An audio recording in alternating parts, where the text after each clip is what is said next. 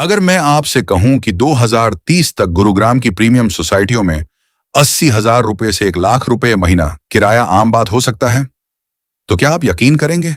सुनने में यह बहुत बड़ा दावा लगता है, लेकिन जब आप डिमांड और सप्लाई का पूरा गेम समझेंगे, तो यह संभावना बिल्कुल अलग नजर आएगी।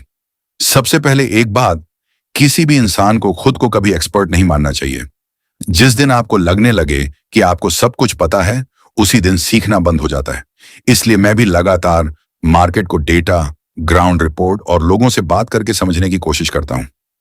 मैंने पिछले कुछ समय में गुरुग्राम की कई प्रीमियम और मिड लग्जरी सोसाइटियों का अध्ययन किया। चाहे पिरामिड 85 हो, सिग्नेचर ग्लोबल के प्रोजेक्ट हों, आशियाना हो या दूसरे नए डेवलपमेंट्स, एक चीज हर जगह कॉमन दिखी। आने वाले वर्षों में हाई इनकम वाले प्रोफेशनल्स की संख्या लगातार बढ़ने वाली है। अब जरा सोचिए, अगर किसी की सैलरी 2.5 लाख रुपए, 3 लाख रुपए, 4 लाख रुपए या 5 लाख रुपए प्रति महीना है, तो क्या वो 15,000 रुपए या 20,000 रुपए वाले घर में रहेगा? शायद नहीं।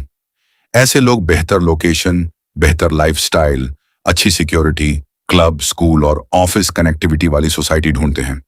और ऐसे लोग आराम से 50,000 रुपए, 70,000 रुपए, 80,000 रुपए या कई मामलों में 1 लाख रुपए तक का किराया देने के लिए तैयार होते हैं। यही असली डिमांड है। अब दूसरी तरफ सप्लाई को देखिए। 2023 और 2024 में जिन प्रोजेक्ट्स की लॉन्चिंग हुई थी, उनमें से बहुत सारे प्रोजेक्ट्स का पोजीशन 2028, 2029 और 2030 तक मिलेगा। यानी आने वाले कुछ सालों तक नई सप्लाई सीमित रहेगी, जबकि गुरुग्राम में हर साल हजारों नए high paying professionals, CXO, startup founders और AMNC कर्मचारियों का आना जारी रहेगा। अब सोचिए, अगर आने वाले लोगों की संख्या घरों से ज्यादा तेजी से बढ़ी, तो सबसे पहले क्या बढ़ेगा? रेंट। यही डिमांड और सप्लाई का सबसे बेसिक नियम है। आज अगर किसी प्रीमियम 3 BHK का किराया 50,000 से 60,000 रुपये है, तो आने वाले वर्षों में वही 80,000 से 1 लाख रुपए तक पहुंचना बिल्कुल असंभव नहीं है, खासकर उन सोसाइटियों में जहां लोकेशन, क्वालिटी और लाइफस्टाइल का सही कॉम्बिनेशन होगा। लेकिन यहां एक बात समझना बहुत जरूरी है, हर प्रोजेक्ट अच्छा निवेश नहीं होता। सिर्फ प्रोजेक्ट लॉन्च हो गया, इसका मतलब यह नहीं कि उसमें पैसा लगा देना चाहिए।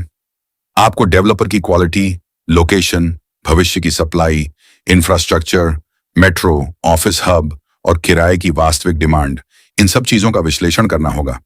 और सबसे बड़ी बात, अगर आप 1 साल में निकलने वाले निवेशक हैं, तो शायद यह कहानी आपके लिए नहीं है। लेकिन अगर आपका नजरिया 3 से 5 साल या उससे भी लंबा है और आपका लक्ष्य मजबूत पैसिव इनकम बनाना है, तब आपको डिमांड और सप्लाई के इस पूरे गेम को गंभीरता से समझना चाहिए। अब एक दिलचस्प फैक्ट सुनिए।